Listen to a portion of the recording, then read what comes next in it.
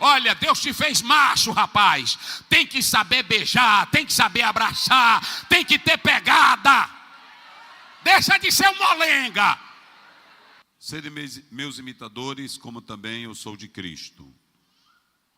E louvo-vos, irmãos, porque em tudo vos lembrais de mim, e retendes os preceitos como vos entreguei. Mas quero que saibais que Cristo é a cabeça de todo varão, e o varão a cabeça da mulher, e Deus a cabeça de Cristo. Todo homem que ora ou profetiza, tendo a cabeça coberta, desonra a sua própria cabeça. Mas toda mulher que ora ou profetiza com a cabeça descoberta, mas toda mulher que ora ou profetiza com a cabeça descoberta, desonra a sua própria cabeça, porque é como se estivesse rapada. Porque se a mulher não se cobre com o véu, tosquie-se também.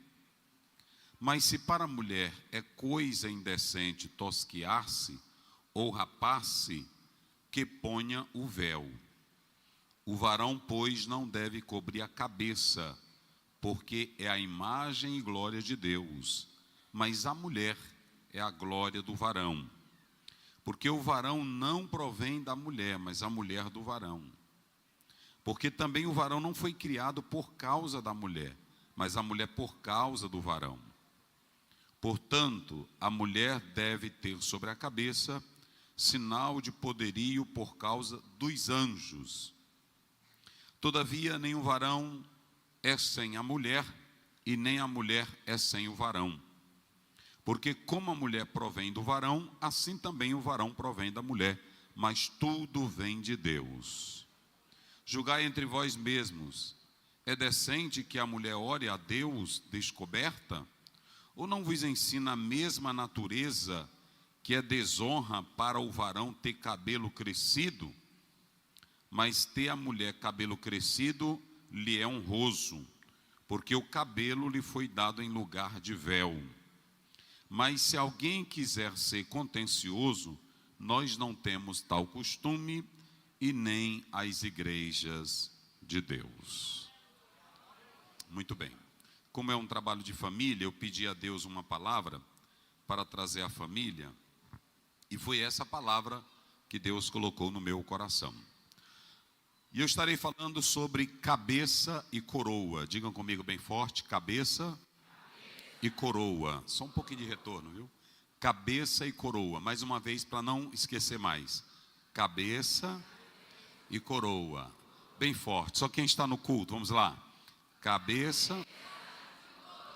Muito bem. Queridos, nós sabemos que a desestruturação da família nos dias atuais, ela tem dois viés. Quero que os irmãos escutem bem. É um culto para a família e eu tenho que falar isso primeiramente. A desestrutura da família, ela começa lá fora, mas ela também começa aqui dentro. Ou seja, a desestrutura na família lá fora, o Código Civil fez as alterações e desde a Constituição de 88 também já teve certas alterações. De modo que a família, no contexto jurídico, ela está recebendo uma nova concepção e os tribunais estão dando outras vertentes para as famílias no Brasil. Mas essa é uma estrutura lá fora. Nós não temos nada a ver com o que está lá fora. Porque o que está lá fora não tem nada a ver com a Bíblia. A família cristã, ela deve seguir os princípios bíblicos. Quando a família cristã segue o princípio bíblico, o que está lá fora não entra dentro da família cristã quando ela tem Bíblia. Os senhores entenderam? Pode vir lá de fora o que vier, dos tribunais, dos doutores, dos juristas, dos satanistas, pode vir tudo lá de fora, mas se a igreja estiver blindada, a família estiver blindada com a palavra, com os princípios bíblicos, ela não será atingida aqui dentro, porque ela tem proteção da palavra de Deus. A grande questão é que a família, ela precisa ser dirigida pelos princípios bíblicos. Ouçam bem isso. A família precisa ser dirigida pelos princípios bíblicos. Quando nós lemos 2 Reis, capítulo 22, verso 13, que o livro foi encontrado dentro do templo, a Bíblia diz que o rei, ele falou da seguinte maneira: ide e consultai a Deus, consultai por mim, consultai pelo povo e consultai por Judá as palavras deste livro, porque os nossos pais não obedeceram a palavra de Deus. Ou seja, se tiver palavra na casa, no templo e na família, o Salmo 128 será uma realidade na vida de toda a família cristã, e o diabo não terá poder sobre a nossa família. Quando nós analisamos a palavra de Deus em Oséias 4:6, a Bíblia diz claramente para nós que os sacerdotes, toda a liderança, ela ficou atingida porque desprezou os princípios bíblicos da palavra de Deus. Hoje, a família precisa achar a Bíblia no culto doméstico. A família precisa achar a Bíblia para a santidade.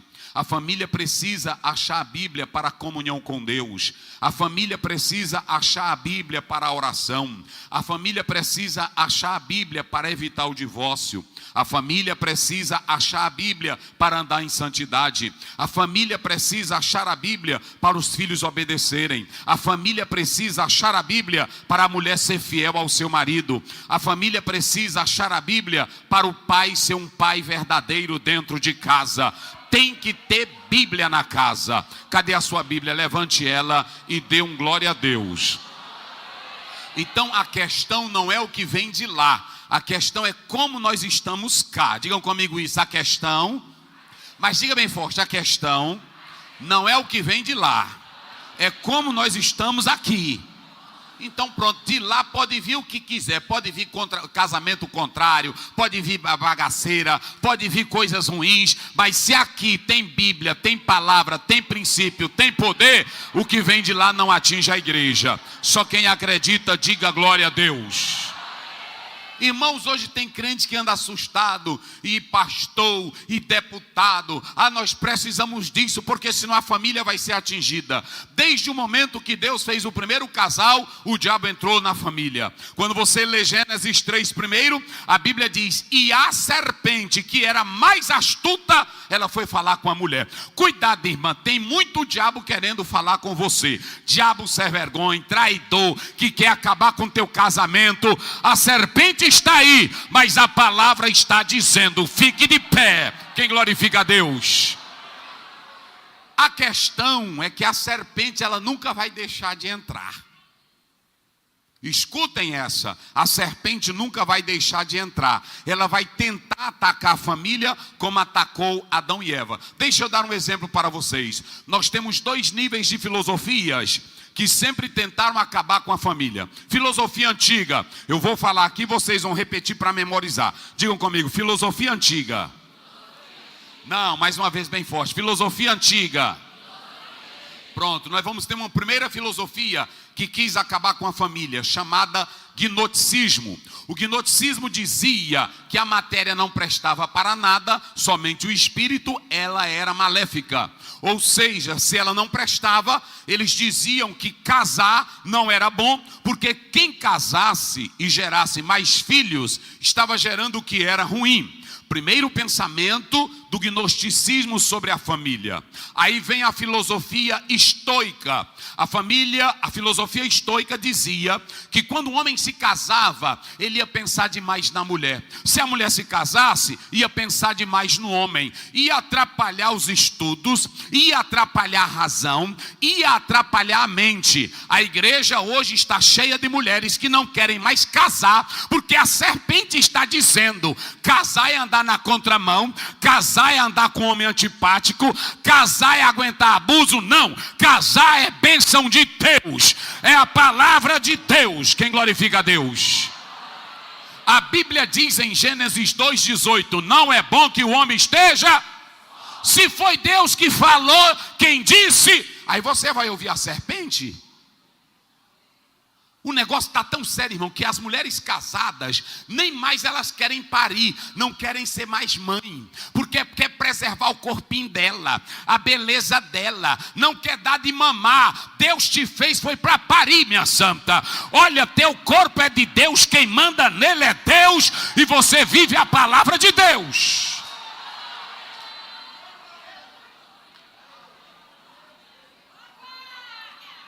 Um dia desse eu ia saindo da igreja, aí uma irmã toda arrumada, bem bonitinha, e eu disse: já está buchuda, minha santa? Ela disse: pastor, não fale isso.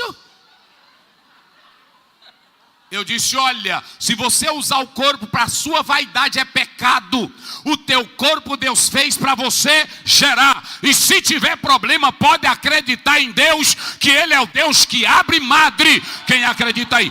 As mães que estão aqui, e que aquelas que têm desejo de ser mãe e ainda não teve, Deus vai abrir a tua madre, minha santa. Ele é o Deus que abençoa. Quem diz glória a Deus? Mas o estoicismo, ele dizia: não, vai atrapalhar a sua razão, vai atrapalhar o seu pensamento, não é bom casar. Já o epicurismo dizia: não é bom casar, não é bom constituir família, porque na verdade nós temos que aproveitar o prazer, nós temos é que gastar, nós temos é que farrear. Hoje tem homem que trabalha, ele tem 40 anos, 50 anos, a vida é sua, mas eu vim aqui como profeta de Deus para dizer o que a Bíblia diz. Tem homem que não quer casar, ele quer aventurar, ficar no apartamentinho dele, pegando mulher para todo lado. Isso é do diabo. A Bíblia diz que é para se casar e ser marido de uma só mulher. Deixa de dar uma de galã dentro da igreja.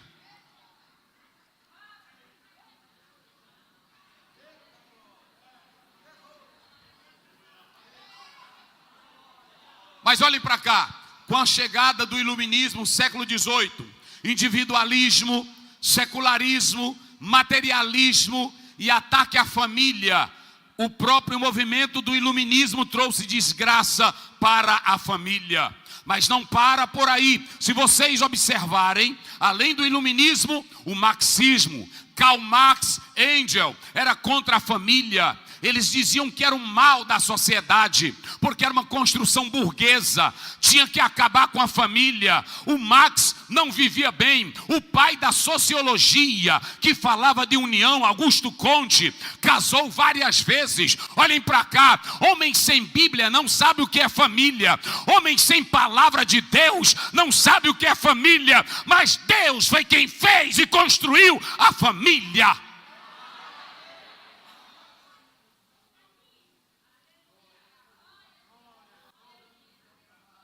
Na filosofia contemporânea, essa é a antiga. Na contemporânea, nós temos alguns desafios.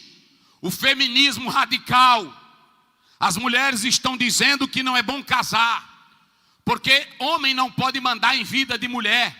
Ela tem a sua liberdade, ela tem o direito de ser quem ela quer. E essa história de homem mandar em mulher, de homem ou mulher ser submissa, isso não é bíblico.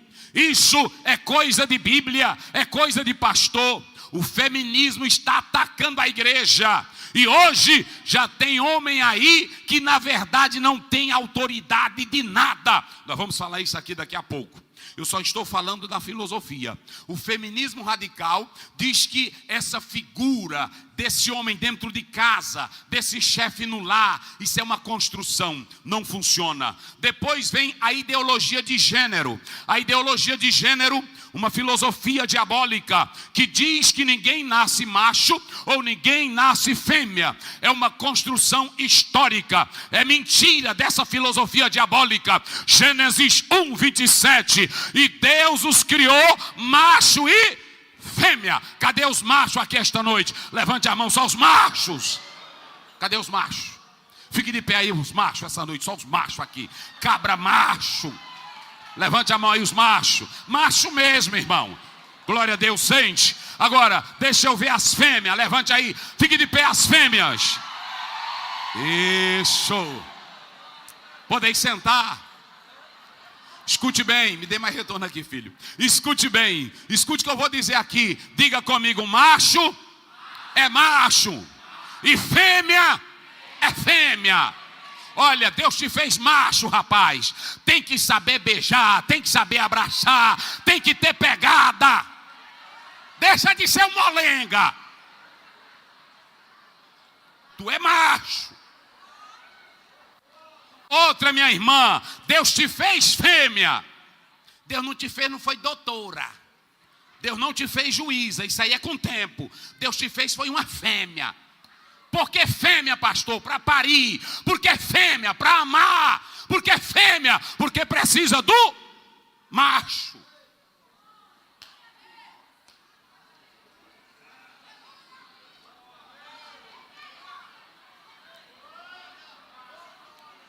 Cadê os machos? Cadê os machos aí? Cadê os machos? Tem um bando de macho aí. Então deixa eu dizer uma coisa aqui para vocês. A ideologia de gênero pode ter lá fora, pode quem quiser aprovar. Irmão, a bagaceira está tão grande. Um dia desse eu estava no aeroporto, aí um homem passou com um bebezinho no braço e aí um pipozinho na boca, um homem zarrão. Queridos, vocês sabem o que é isso? É uma coisa absurda. Uma filha de um pastor disse para mim que na escola que ela estuda lá no exterior, a menina chegou dizendo: meu nome não é mais fulana de tal. Ela escolheu o nome de um animal. A sociedade aprova tudo que não presta, mas eu vim aqui esta noite dizer que nós seguimos, é o que a Bíblia diz. É o que a Bíblia diz. Levanta a tua Bíblia, levanta. Levanta a tua Bíblia, levanta a tua Bíblia. Levanta a tua Bíblia, levanta. Sacode ela aí, sacode. Essa é a lâmpada do crente. É a palavra da igreja. É a bússola da igreja. É a direção da igreja.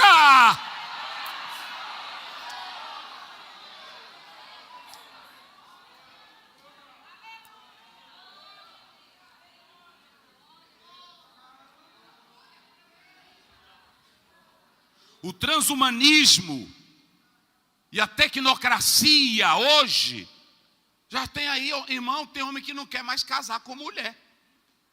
Ele quer uma boneca. Vocês já analisaram que molecagem é essa, irmão? Um dia desse eu vi um na televisão. A mulher que fala é muito chata. Essa daqui, eu programo ela e ela faz o que eu quero. Tem um bocado de homem atrás de boneca. Tem coisa, irmão.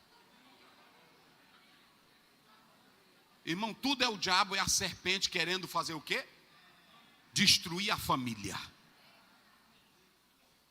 Destruir a família. Mas observem bem. Esse texto que eu li é um dos textos mais problemáticos para os exegetas e para nós. Se você pegar qualquer comentário, existem as maiores explicações para isso aqui. Muitos e muitos comentários. Mas eu vou ser simples aqui. Olhem bem para cá para vocês entenderem. Qual foi o tema que eu falei que eu vou falar? Quem se lembra lá no início? Vamos lá, diga bem forte. Cabeça, vamos lá, bem forte. É o quê? E o que mais? Coroa. Vamos lá bem forte. Quem? Cabeça e coroa. Só os homens gritem cabeça bem forte. Pronto. E as mulheres? Agora os homens. E as mulheres? Há um problema que eu quero logo explicar para os homens aqui esta noite. Quando a Bíblia fala que o homem é o líder, que o homem é o cabeça, nunca a Bíblia trouxe a ideia de machismo. Nunca. Tire isso da sua mente. Se todo homem cristão fizesse o que a Bíblia diz com a mulher, com a esposa, nós não teríamos problema em casamento, nem culto para a família. Poderia ter culto só para gratidão. Por quê? Basta você analisar, a Bíblia é o primeiro livro que mostra o cabeça do universo elogiando a mulher. Sabe o que é que todo cabeça deve fazer? Primeiro, valorizar a mulher. Gênesis 2, 23, 24. A Bíblia diz que quando Adão viu Eva nua, como foi que ele disse dela? Primeiro elogio, que foi que ele disse dela? Isso aqui é ossos dos meus. E o que? Carne da minha. Eu vou chamar ela de. Ele elogiou. Ele cantou a beleza dela. Ele fez poesia. Tem homem aí que é o cabeça, nunca elogia a esposa dele. Problema na família. Então a primeira coisa que a Bíblia ensina aqui é o maridão valorizar a esposa.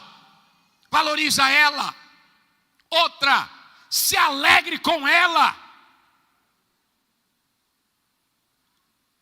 A tua mulher, rapaz, ela é a base da tua felicidade. Eclesiastes 9:9. Goza a vida com a mulher da tua. Aí tu casa e quer se alegrar com a outra. Fica só elogiando a outra. Só olhando para as pernas das outras. Alegra com a tua, rapaz. Pode olhar, não é pecado não. Você olhar, me dê um retorno aqui, filho, está bem baixinho. Olha, pode olhar e dizer assim, não, a irmã ali é bonita, não é pecado não. Obrigado, a irmã é bonita. A irmã pode olhar, o irmão não é feio, isso não é pecado. Porque a Bíblia diz lá em Romanos 11, a Bíblia diz que Deus deixou o uso natural. O uso natural é a beleza que a mulher tem e a beleza que o homem tem. O doutor Rosenau diz que se um homem olhar para uma mulher e dizer que coisa feia, eu não sinto nada, aí já tem problema. Vocês entenderam? Porque tudo que é belo, que é bonito, atrai, sim ou não? Agora você pode olhar e dizer, é bonito, é belo, mas não é meu. Você tem que olhar, comprar o que é teu. Não, pastor, mas as perninhas dela estão assim secas. Aguente, você casou, é a tua.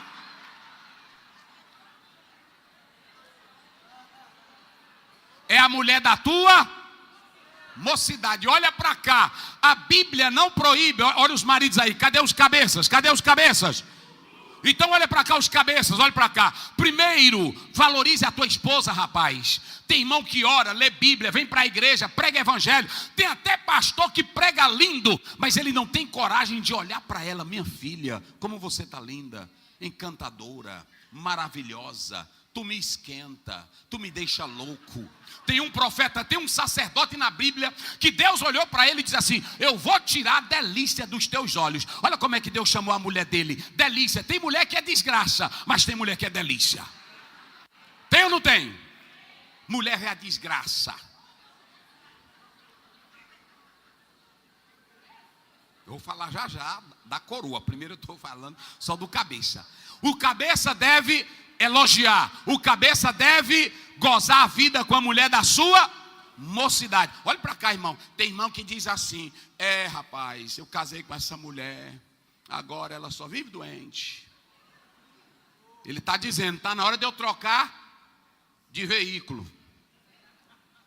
Mas a minha Bíblia diz em Provérbios 5,18, olha, a Bíblia diz, alegra-te com teu manancial. Vai para o teu, meu filho. Fica no teu manancial. Você casou, ela é a mulher da tua? Pastor, mas casamos. Eu vi essa mulher, o dentinho dela, tudo beleza. E olha a boca dela agora, é o teu manancial, filho. Rapaz, quando eu casei com ela, eu segurava nos cabelos dessa mulher, passava a mão nos cabelão dela. Agora aí, pastor, como é que não está? É o teu manancial.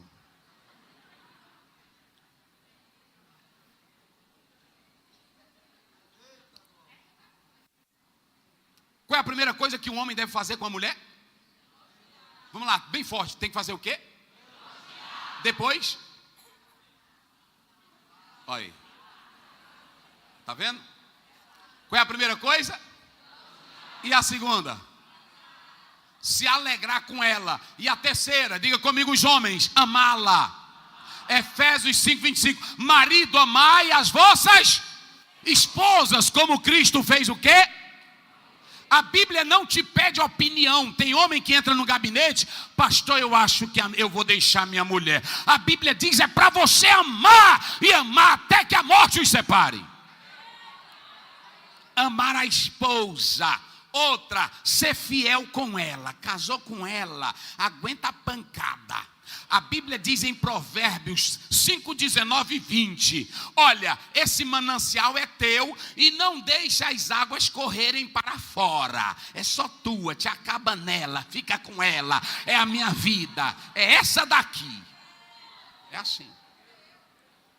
Eu conheço um irmão que a mulher dele é como Isaías 53. Olhando para ela, nenhuma beleza víamos. E aí o meu pai perguntou para esse irmão: irmão, você casou com essa mulher? Ele disse: casei, pastor. Rapaz, pois é, meu pastor, e eu vou viver com ela até o fim. Eu disse: é mesmo, hoje está rico, é empresário. Aí o pai disse: mas por que foi assim, irmão? Ele disse: porque quando ninguém me queria, ela quis e gastou a mocidade dela comigo. Então olha para cá, ser fiel a ela, rapaz. Para que você fica em WhatsApp até 4 da manhã, mexendo em WhatsApp, tua esposa dormindo, enquanto ela está dormindo, tu está mexendo em WhatsApp, rapaz? Isso é traição virtual. Como é que você diz que é casado e vive com a sua esposa, traindo ela mentalmente? Não faça isso. Tem que ser fiel para com a sua esposa. Quem está entendendo, diga amém. Mas quando você vem para a mulher, da mesma forma, se você olhar para a Bíblia diz que as mulheres devem também amar o seu marido. Olha para cá, irmã, tu tem que amar, tu é fêmea. Não bota, é porque eu sou religiosa, eu sou da Assembleia de Deus, eu sou do manto, eu sou do fogo, tu é fêmea. Bota na tua mente isso. Tem irmão que quando a gente vai falar isso, se assusta. Mas quando tu olha para a Bíblia diz assim: e ambos estavam nus, 25, 2, 25, e não se envergonhavam. E a mulher ainda diz assim: olha, mulher, ame o seu marido. Está lá, Tito 2, 4. As mulheres mais velhas ensinem as mais novas a serem boas donas de casa. E a fazer o quê? Amar o seu marido. Qual é a velhona aqui que já chamou a filha dela e chegou para ela e disse: minha filha, seja uma fêmea cheia do poder de Deus e ame teu marido? Você já ensinou isso para sua filha? Tem muitos que não ensinaram. É por isso que os problemas estão se avolumando. Então tem que amar o marido. Outra coisa, respeitar. Está lá em Efésios 5:33. Respeite o teu marido. A outra coisa, se submeter ao seu marido. São essas coisas que nós vamos trabalhar. Agora ouçam bem. Esse texto que eu li é um texto mais problemático. Por quê? Porque aqui Paulo vai fazer uso de um costume natural. Qual é o costume natural que Paulo vai usar? O costume do véu. Vamos lá, olhem bem para cá para vocês entenderem. O costume do véu. Por que surgiu esse problema do véu aqui? Se toda a carta de Corinto, a primeira e a segunda, não tem problema do véu. Por que só tem aqui nesse versículo? Se havia tantos outros problemas em Corinto, por que Paulo abordou o problema do véu? Escutem bem. Aqui era uma questão cultural. E entrou na igreja porque Paulo escreveu dizendo aos Gálatas: em Cristo, 3:28, em Cristo não há judeu nem grego, não há servo, nem escravo, nem livre, não há macho e nem fêmea, mas todos vós sois um em Cristo Jesus. As mulheres de Corinto pegaram isso e começaram a usar da liberdade para trazer problema de autoridade na igreja. Aqui Paulo está falando do culto público. Só que naquela época tinha um costume da mulher entrar com a cabeça coberta, usando o véu. Um costume naquela época. Paulo traz esse costume que era bom, que era vantajoso, e ele vai aplicar esse costume ali na igreja de Corinto também, para manter a ordem, para manter a estrutura familiar. Por isso que eu disse aqui no início que tudo tem que ir para a Bíblia. Ah, mas a sociedade está avançando. Nós não temos nada a ver com o avanço da sociedade, temos que ficar na Bíblia. Ah, mas é porque o filósofo fulano de tal, que entende de família, escreveu. O nosso patamar é a palavra de Deus. Salmo 119, 105. Lâmpada para os meus pés é a tua palavra e luz para o meu caminho. Então pronto, então escute bem. Aí Paulo escreve isso aqui e ele começa primeiro agradecendo a igreja. Se vocês observarem no verso 2, ele diz: queridos irmãos, eu quero louvar vocês, porque tudo que eu estou escrevendo, vocês estão recebendo. Ou seja, ele está dizendo aqui, aquilo que eu estou dando, vocês estão colocando em prática. Paulo estava agradecendo a igreja, porque ela ainda seguia ele como líder espiritual. É o que diz o verso 2. Agora o apóstolo São Paulo, quando ele vai entrar no assunto, ele vai pegar 3 modelos de relacionamento para estruturar a família. Escutem bem, ele começa dizendo: mas quero que saibais, olhe para cá para você entender o mistério, mas quero que saibais que Cristo é a cabeça de todo varão. Primeiro relacionamento. Segundo, a cabeça e o varão é o cabeça da mulher. Terceiro, e Deus é a cabeça de Cristo. 3 níveis de relacionamento. Qual é o primeiro nível de relacionamento? Qual é o primeiro nível?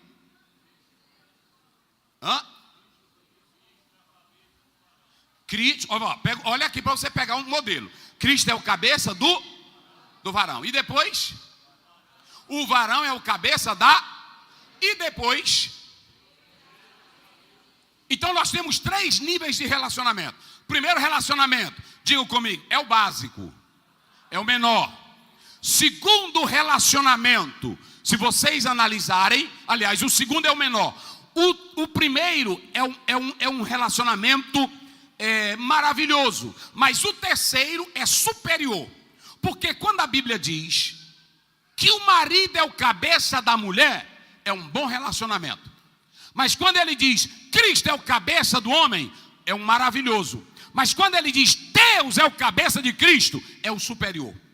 Paulo pega 3 níveis de relacionamentos e aplica na igreja. E ele vai começar isso aqui para colocar as coisas em ordem. Aí ele começa dizendo: todo homem que ora ou profetiza com a cabeça coberta desonra a sua própria cabeça. Naquela época, escutem bem, quando um judeu ia orar na sinagoga, ou quando ele ainda vai, muitos usavam um pano na cabeça ou a quipá. Eles fazem isso como sinal de respeito e reverência. Mas naquele tempo, o homem não poderia entrar com a cabeça coberta diante de Deus. Por que não, pastor Ziel? Porque entrar com a cabeça coberta diante de Deus, ele estava cobrindo a autoridade que Deus tinha dado para ele. Na ordem da criação, o homem é a primeira e maior autoridade na terra. Ele é o cabeça colocado por Deus na terra. A ordem da criação. Então, quando ele entra para orar, quem é o seu superior? É Cristo. Então, a cabeça dele deveria estar descoberta para ele mostrar a sua honra, o seu respeito, a sua reverência para com Cristo, que é o cabeça. Deus o fez, Deus o construiu, então o homem, ele deveria a honra e o respeito a Deus e não cobrir a cabeça. Ele deveria entrar com a cabeça descoberta.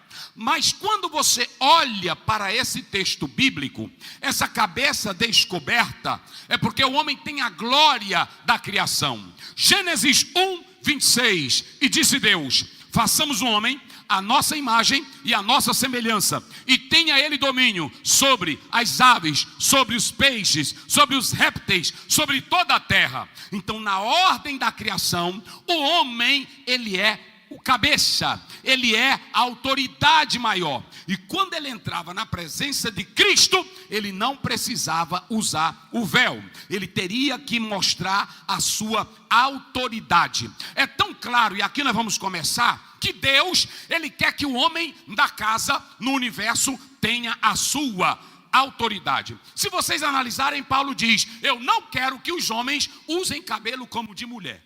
Isso aqui é pesado. Eu disse: meu Deus, não deixa eu falar isso não. Porque olha, em Corinto tinha mulheres que usavam o cabelo grande demais. E às vezes ela ia de costa e uma pessoa falava: ei senhora. E quando se virava, quem era? Era um homem. Quando a Bíblia diz, eu não quero que o homem use roupa de mulher, e nem a mulher use roupa de homem, é porque Deus não quer bagunça no universo.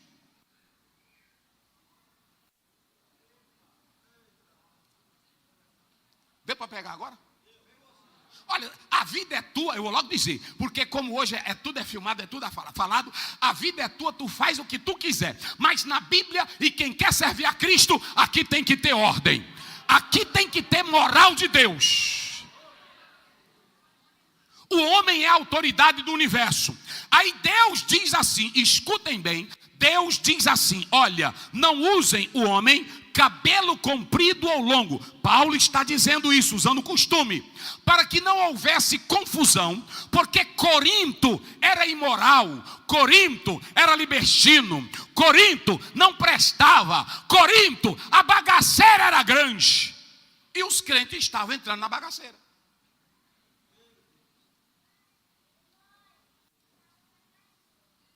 Irmão, hoje é sério, eu ando aí por tanta igreja, e a gente vê bagaceira. A gente vê mulher na bagaceira, crente. Tem delas agora que estão criando uma moda. Se desvia, rapidinho, quando se desvia, volta e bota uma tatuagem.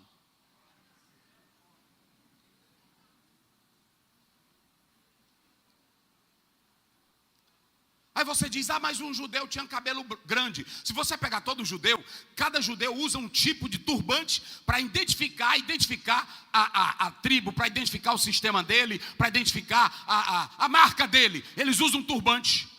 Você pode observar, quando é um turbante, ele usa um chapéu. Mas aqui dentro desse contexto que era cultural, Paulo estava dizendo, o homem é a autoridade maior nesta terra. A Bíblia diz que Deus entregou a terra aos filhos dos homens. Então quando Paulo usa essa ordem, ele começa dizendo, olha o que Paulo começa dizendo, o marido ou homem entre com a cabeça descoberta, porque ele é a glória de Deus, a glória de Cristo. É você que é o homem. E aí ele diz, e não use o cabelo longo para não ficar parecido com mulher, para não confundir o negócio. Aqui não sou eu não, é a Bíblia, para depois não dizer. Está bem aqui se você analisar. A Bíblia diz, olha, claramente aí na palavra de Deus, quando você lê do 13 até o verso 16, olha o 14. E não vos ensina a mesma natureza, que é desonra para o varão ter cabelo crescido. Sei não, eu disse para Deus, Senhor, o que tu quer fazer eu pregar isso? O que tu quer? Mas o homem, ele é o representante de Deus, e ele carrega a imagem de Deus. Irmão, é tão lindo, olha para cá, Salmo 8, 4 a 6, olha, tu fizeste menor que os anjos, na terra o homem é um pouquinho menor do que os anjos, olha que grandeza Deus concedeu para os homens. Mas eu tenho uma novidade, depois que Jesus morre e ressuscita, ele nos faz maiores do que os anjos, porque a Bíblia diz que assim como Jesus é, nós o veremos e seremos semelhante a ele. Entrar com a cabeça descoberta era sinal de reverência e temor para com Deus. É a palavra de Deus. Então prestem bem atenção uma coisa. O homem, ele tem a ordem que Deus dá para ele. O homem, ele tem a estrutura que Deus concedeu para ele. O homem macho, irmãos, prestem bem atenção. Quando nós falamos de macho, não é tu gritar com a esposa. Quando falamos de macho, é você ser o protetor dela. Quando falamos de macho, é você ser o provedor dela. Quando falamos de macho, é tu na frente e botar ela atrás. Minha filha, fica aí que o bandido quer te pegar, mas eu vou te defender primeiro. É assim que é macho.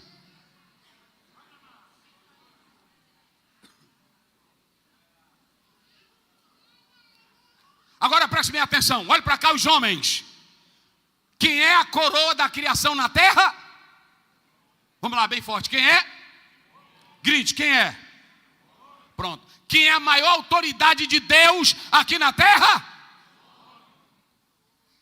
O homem, ele tem a terra, o governo e o domínio. Agora escutem essa, machos, homens, que nós não pregamos isso aqui. Paulo diz da seguinte maneira: a mulher, o homem não foi criado por causa da mulher, mas a mulher foi criada por causa de quem? Primeiro não foi feito a mulher, primeiro foi feito quem? Se a gente lê isso aqui, parece que Paulo está diminuindo a mulher.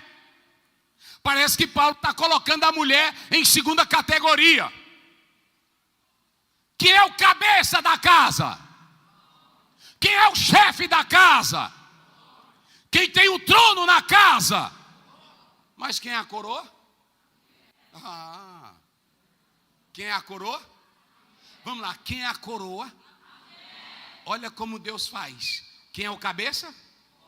Quem é o cabeça? Quem é a coroa?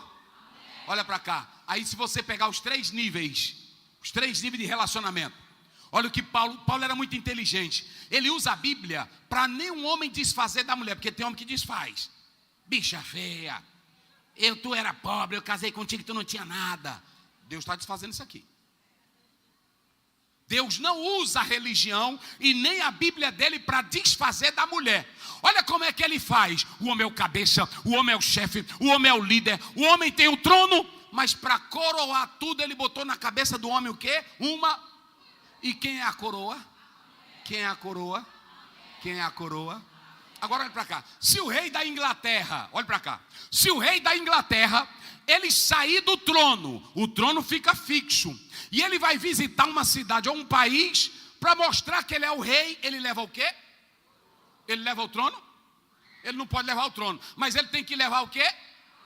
Quando o homem sai para passear casado, ele bota quem do lado dele? A coroa. Então preste bem atenção aqui. A mulher, ela é a coroa da casa. Olha onde Deus te bota, irmã.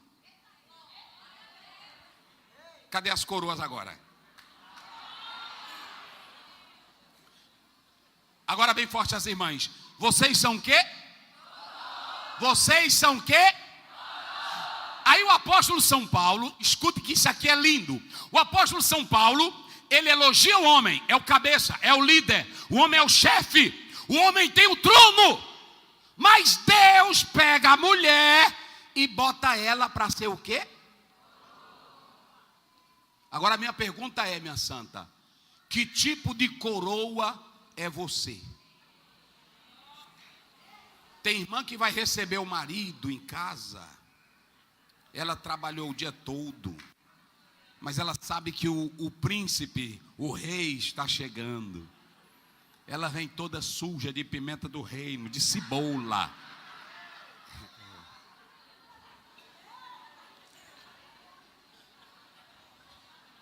A fralda do bebê, pescoço velho, cheio de coisa. Que coroa é essa, irmão? Hein? Que coroa é essa? Olhe para cá, escute bem o que eu vou dizer aqui, olhe para cá. A mulher, a coroa do seu. Vocês estão entendendo a magnitude? Isso aqui é tão lindo que Paulo diz assim, porque tem homem que foba e diz assim, aqui em casa eu mando, aqui em casa eu faço isso. A mulher aqui não tem vez, só se ela não for coroa. O homem pode ser o trono, mas ele vai dizer, pois não, senhora, porque ela é coroa. Como é que eu faço, rainha?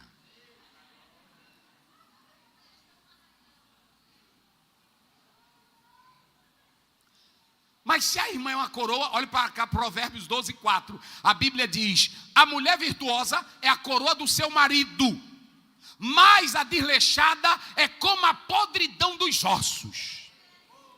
Tem irmã que ora, é do fogo, é do manto, mas ela só presta aqui. Em casa ela não é uma coroa. Ela pode até ser uma coroa, mas é como aquela que colocaram em Jesus, de espinho.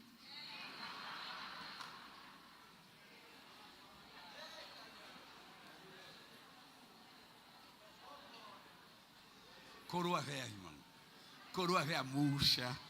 Coroa velha xoxa. Coroa velha apagada. Coroa velha morta. A mulher coroa, irmão, quando ela tem a autoridade, até anjo fala com ela. É assim ou não é?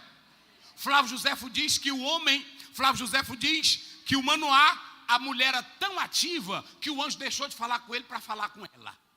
Já observaram isso? Ele chega, fala para ela e diz que vai ter um filho. Aí ela diz: meu velho, o anjo do Senhor apareceu e disse que eu vou ser mãe. Ele diz: mas que negócio é esse? Por que ele não falou comigo? Eu disse: eu não sei. Olha o que o marido diz: pois diz para ele aparecer de novo. Irmão, isso é coisa da Bíblia. Lá ela vai orar: anjo aparece, anjo aparece. E o marido está no campo trabalhando. Para quem que o anjo aparece de novo? Para ela. Aí ela chega e diz: aguarda aqui, anjo, eu vou chamar o meu marido. Aí ela foi: olha, tu não disse que é para o anjo aparecer? Ele diz: pois ele está lá em casa. Eu fiquei me perguntando: meu Deus, ele não é o chefe, ele não é a autoridade, não é a cabeça. Mas naquela casa tinha uma, vamos lá, tinha o quê? Uma? Tem irmã que é boboca véia, é morta. Tem irmã que é xoxa. Ela vive dentro de casa, é morta. O marido fala: meu velho, está na mão de Jesus. Não é assim não, minha santa. Olha, meu bem, você tem o trono, você tem a autoridade, mas na tua cabeça Deus também me colocou como a coroa. Vamos sentar, vamos conversar, vamos dialogar. E olha para cá, isso aqui é na vida conjugal, na vida particular. Quando você entra para conjugal, gente, temos que entender Bíblia. Tem marido que diz assim: olha, a mulher lá em casa, ela não pode dizer nada. Tem marido que até na intimidade, ela não manda em nada, quem manda é ele. Agora deixa eu te dizer uma coisa: na vida pública, a mulher é submissa. Na vida íntima, ela é tanto igual quanto você. Entenderam agora?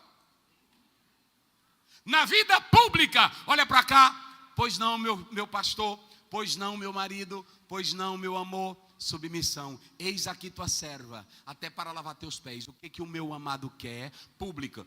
Aí todo mundo: rapaz, que mulher, não é assim? Pronto, santa de Deus. Pois não, se a irmã tem, porque tem irmã que tem a disparada dela. Aí tu não faz na frente do marido para não envergonhar ele, porque ele é o cabeça. De madrugada tu já acerta tudo com ele. Aí pronto, já acerta tudo com ele. E quando vier em público, não é assim?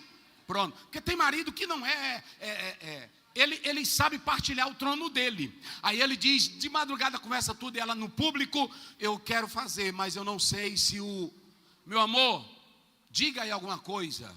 Aí ele se levanta: irmãos, ela já falou comigo e eu estou de pleno acordo. Público, todos dois vivem ela vive na submissão, ele é o rei e ela é a coroa. Agora pronto, dentro do quarto, irmã, tu mais ele não diz para o teu marido dar ordem para tu, porque lá tu dá ordem para ele e ele dá ordem para tu. Onde é que eu provo isso? 1 Coríntios 7, Paulo diz no versículo 3 e 4, a mulher não tem poder sobre o seu corpo, e nem o marido tem poder sobre o seu. Quem manda é ela e quem manda é ele. Se ela disser fica assim, ele pode ficar. E não bota a banca não, meu filho, porque a voz também é dela. Agora na vida pública, quem é o cabeça? Vamos lá, quem é o cabeça? Quem é que manda? Mas quem é a coroa? Cadê as mulheres coroas? Irmãos, irmãs, olhem para cá, eu vou finalizar agora. Escutem bem, olhem bem para mim aqui. Mulher coroa. Olhe para cá. Por que eu estou falando isso aqui? Porque a estrutura da família, olha para cá, a estrutura da família está quebrada. Porque o homem não sabe o seu lugar de cabeça, e a mulher não sabe o seu lugar de coroa.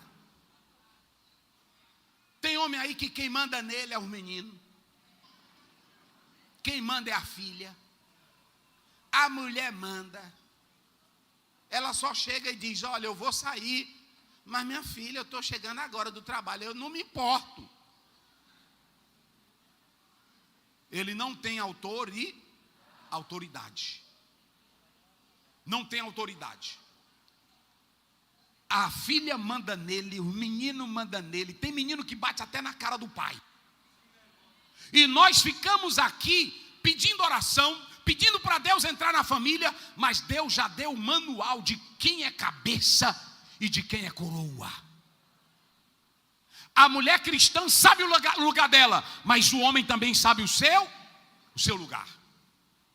Então escute aqui esta noite. A mulher coroa, ela pode até conquistar e dominar o lar por completo, mas ela sabe quem é o chefe da casa. Quando você olha para Provérbios 31, a mulher de Provérbio 31, irmão, ela é fora do normal. Tem um exegeta que diz que o autor exagerou no texto, mas não é verdade. A mulher de Provérbio, quem é que negocia com os comerciantes? Vamos lá, diga bem forte, quem é? Quem é que levanta de manhã e dá as tarefas? Quem é que organiza os filhos? Quem é que compra?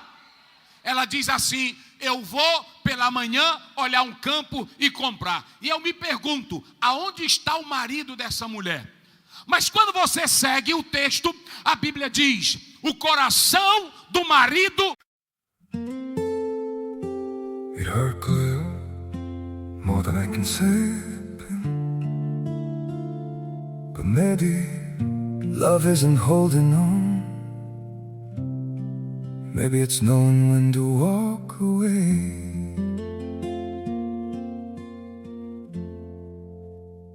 We try to hold what we're slipping through, like sand running from our hands. Every promise started losing shape. We couldn't be what we once planned. Your eyes would look right through mine, like you were already gone. We stayed too long in a fading light, trying to prove we still. It hurt clear, more than I can say. But maybe love isn't holding on. Maybe it's knowing when to walk away.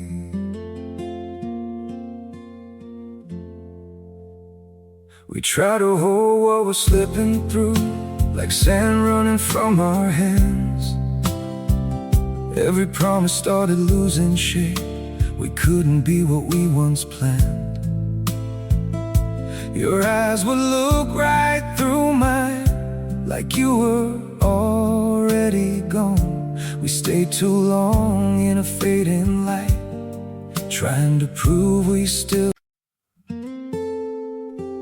It hurt clear, more than I can say. But maybe love isn't holding on. Maybe it's knowing when to walk away.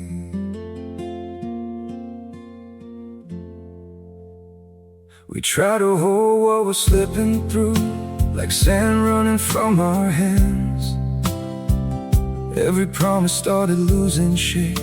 We couldn't be what we once planned. Your eyes would look right through mine, like you were already gone. We stayed too long in a fading light, trying to prove we still. It hurt clear, more than I can say. But maybe love isn't holding on. Maybe it's knowing when to walk away. Confia nela.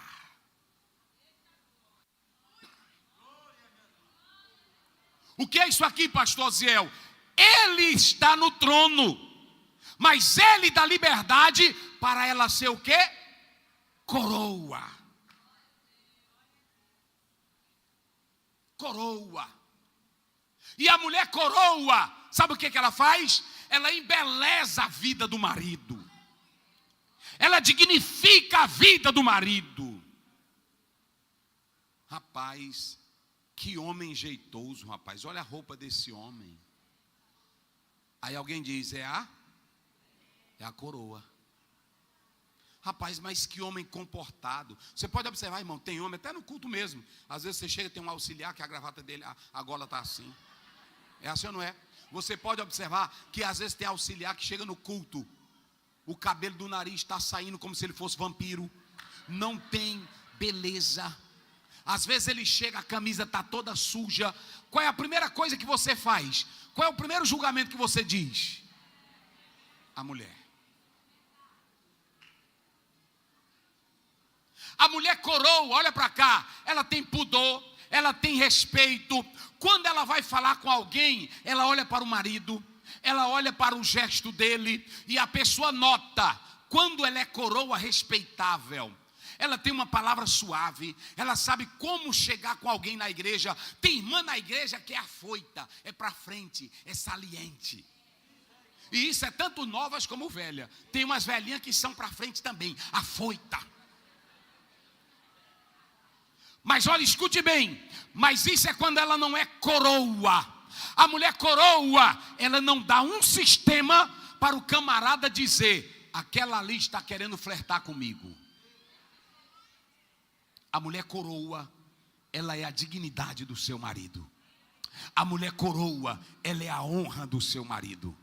A mulher coroa embeleza a vida do seu marido.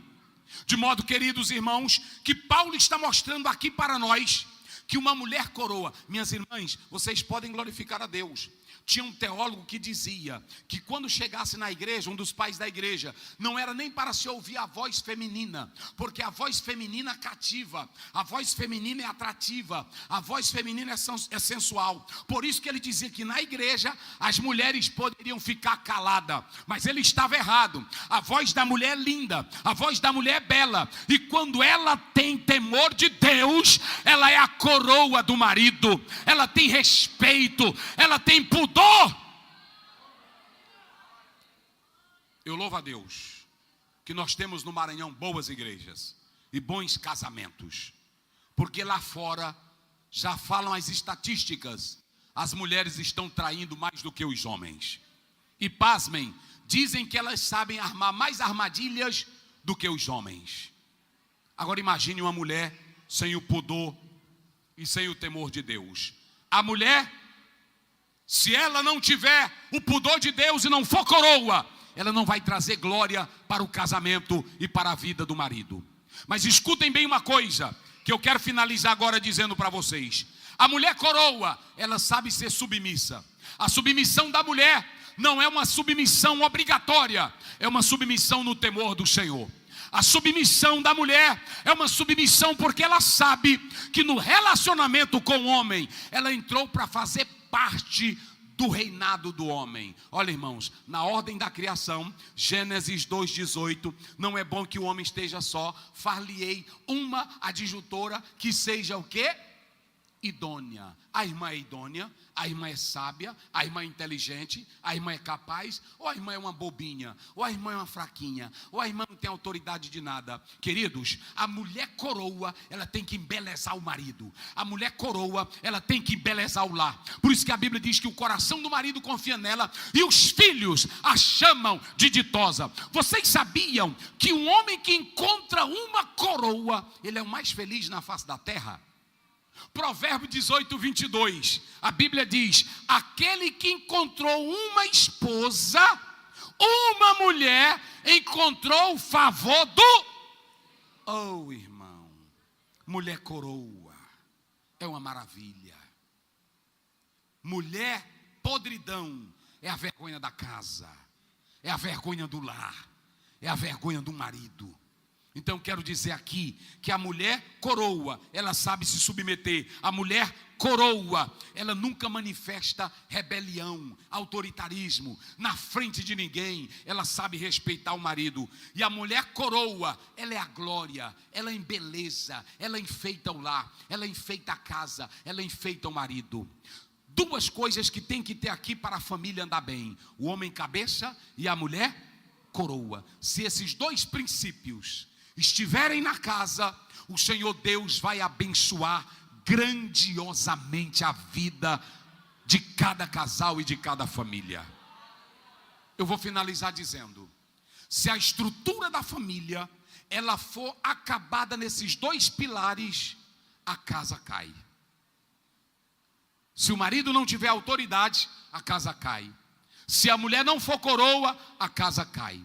Mas Deus está dando esse privilégio de nesta noite nós estarmos aqui para dizer: a nossa família vai continuar de pé, porque tem um homem na casa. Fiquemos de pé.